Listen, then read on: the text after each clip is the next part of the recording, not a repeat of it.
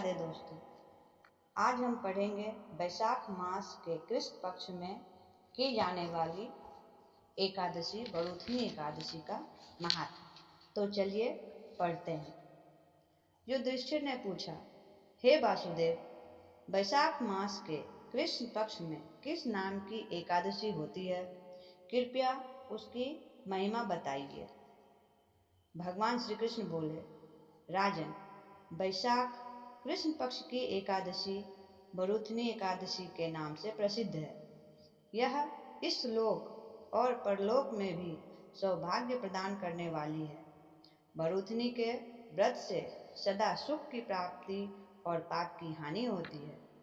बरूथनी के व्रत से ही मानधाता तथा धुंधुमार आदि अनेक राजा स्वर्गलोक को प्राप्त हुए हैं। जो फल 10,000 वर्षों तक तपस्या करने के बाद मनुष्य को प्राप्त होता है, वही फल इस बरूथनी एकादशी का व्रत रखने मात्र से प्राप्त हो जाता है। नृपश्रेष्ठ, घोड़े के दान से हाथी का दान श्रेष्ठ है। भूमि दान उससे भी बड़ा है। भूमि दान से भी अधिक महत्व तिल दान का है।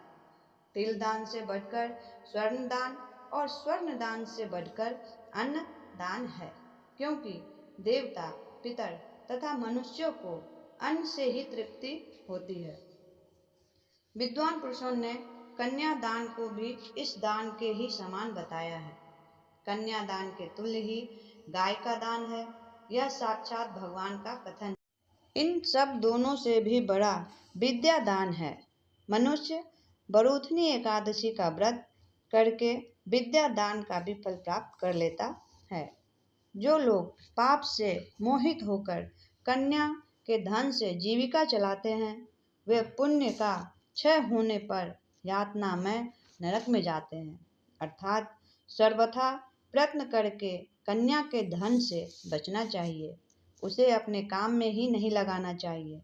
जो अपनी शक्ति के अनुसार अपनी कन्या को आभूषणों से विभूषित करके पवित्र भाव से कन्या का दान करता है, उसके पुण्य की संख्या बताने में चित्रगुप्त भी असमर्थ हैं।